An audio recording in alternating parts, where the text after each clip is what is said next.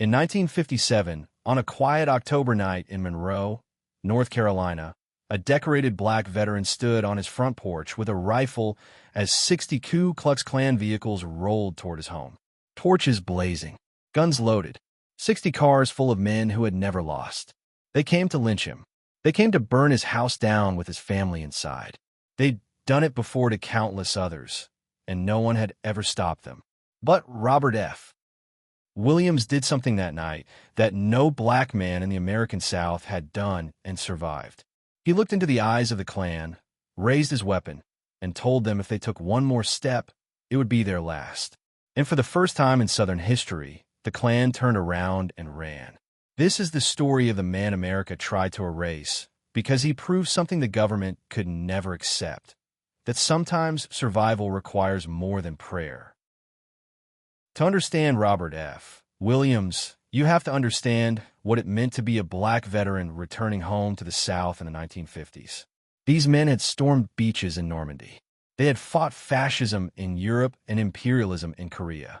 They had worn the uniform, saluted the flag, and believed the promise that freedom was worth dying for. But when they came home, they found that freedom didn't apply to them. In Monroe, North Carolina, black people couldn't vote without facing violence. They couldn't sit at lunch counters. They couldn't look white people in the eye without risking their lives. And the Ku Klux Klan operated openly, with the blessing of local police, judges, and politicians. Lynchings were still happening, but now they were called accidents or justified homicides. The message was clear: you're not citizens. You are subjects, and if you forget your place, we will remind you with a rope and a tree. Robert F. Williams was born in Monroe in 1925. He served in the Marines during World War II and came home to work as a mechanic. He watched his community live in constant terror. He watched mothers warn their sons never to speak to white women, never to walk alone at night, never to show pride or ambition. He watched grown men look at the ground when white teenagers insulted them. And he watched the NAACP tell them to be patient, to protest peacefully, to wait for the law to change. But patience was getting people killed. Break time equals 0. 5s/. In the summer of 1955, a 14-year-old boy named Emmett Till traveled from Chicago to Mississippi to visit family. He allegedly whistled at a white woman. 3 days later, his body was pulled from the Tallahatchie River. He had been beaten so badly his face was unrecognizable. One eye was gouged out. He'd been shot in the head and dumped in the water with a 75-pound cotton gin fan tied around his neck with barbed wire. His mother insisted on an open casket. She wanted the world to see what they had done to her baby. The two men who murdered him admitted it to a reporter after being acquitted by an all-white jury. They were paid $4,000 for the interview and never spent a day in prison. Something broke inside Williams when he heard that verdict. He realized that nonviolence only works when your enemy has a conscience. The Klan had none. They had guns, and Williams decided his community needed guns too. In 1956, Robert F. Williams became president of the Monroe chapter of the NAACP. But he wasn't like other NAACP leaders. He didn't just organize sit-ins and petition drives. He recruited veterans, men who had fought in Korea, men who knew how to shoot, how to organize, how to defend a position. He told them something revolutionary. We will march peacefully, but we will not die peacefully. If they attack us, we shoot back. This terrified white Monroe. A black man with military training, organizing other black men with guns? It was their worst nightmare. The local police began harassing Williams constantly.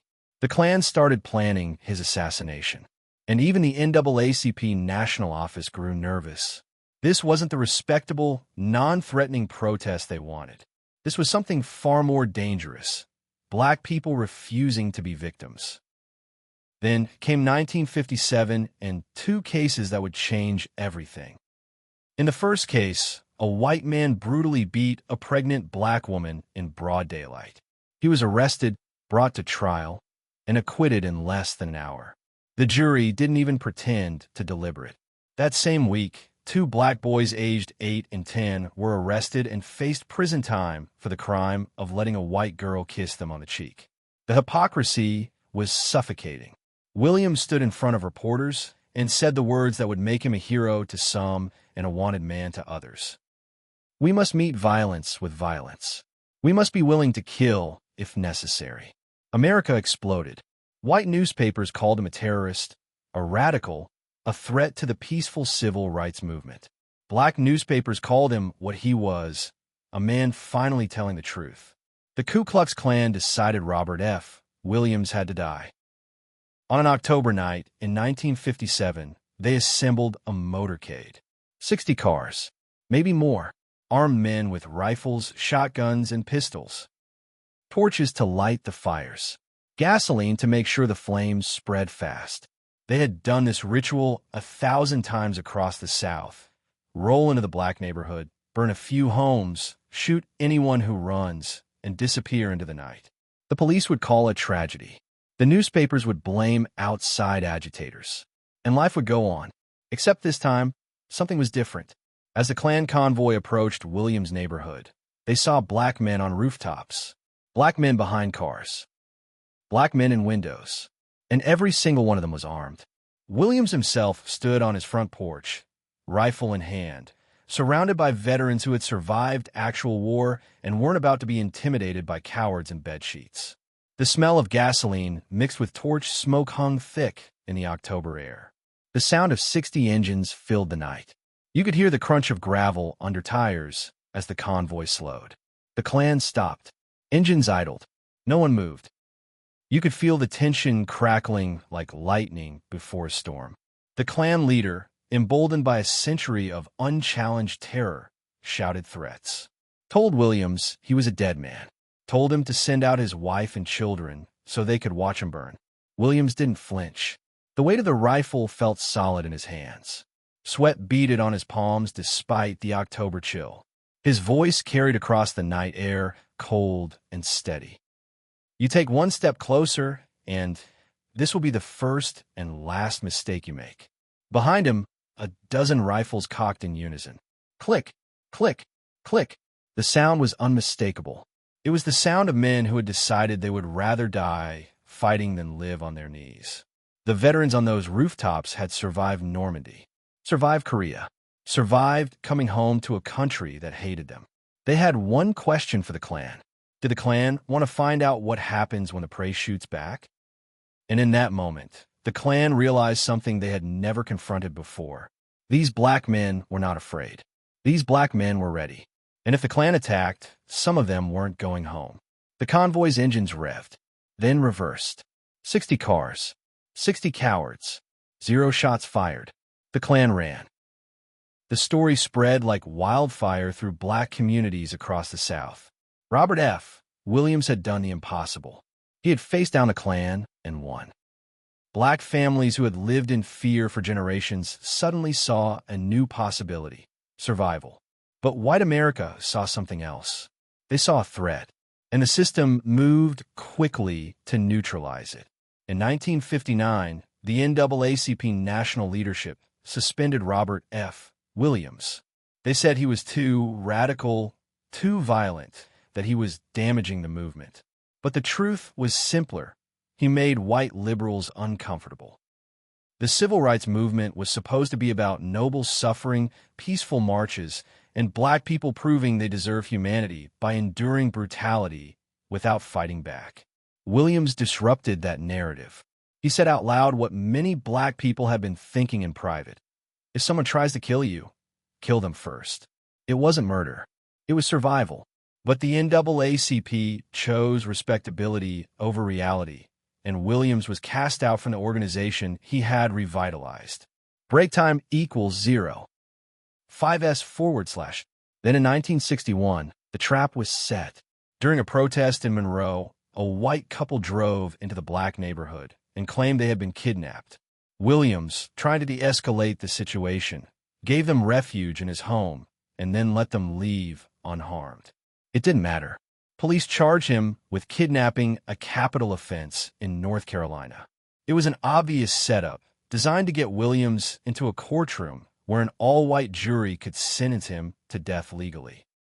Williams faced an impossible choice: stay and die in a rigged trial, or run. He chose to live. He fled to Cuba. Fidel Castro granted Williams asylum. And from Havana, Williams launched something extraordinary. He started a radio program called Radio Free Dixie, broadcast directly into the American South. Every night, black families in Mississippi, Alabama, Georgia, and North Carolina secretly tuned their radios to hear Williams' voice. He told them they had the right to defend themselves, that they were not slaves, that they were warriors. The FBI tried to jam the signal. Southern police arrested people caught listening. But the message got through, and it inspired a generation. Malcolm X visited Williams in Cuba and called him a hero. Young Huey Newton and Bobby Seale read his book, Negroes with Guns, and used it as the blueprint for the Black Panther Party. The Deacons for Defense and Justice formed in Louisiana, directly inspired by Williams' stand in Monroe. They protected Martin Luther King Jr. on his Southern tours, though King could never publicly thank them. Armed black resistance became a reality, and the Klan's reign of unchallenged terror began to crumble. Williams lived in exile for 8 years, first in Cuba, then in China during the Cultural Revolution. Meanwhile, the FBI hunted his family and harassed anyone associated with him. The charges were eventually dropped in 1969, and Williams returned to America. But by then, the movement had moved on. Martin Luther King had been assassinated. Malcolm X had been assassinated. The Black Panthers were being destroyed by government infiltration. And Williams, the man who had started it all, faded into obscurity.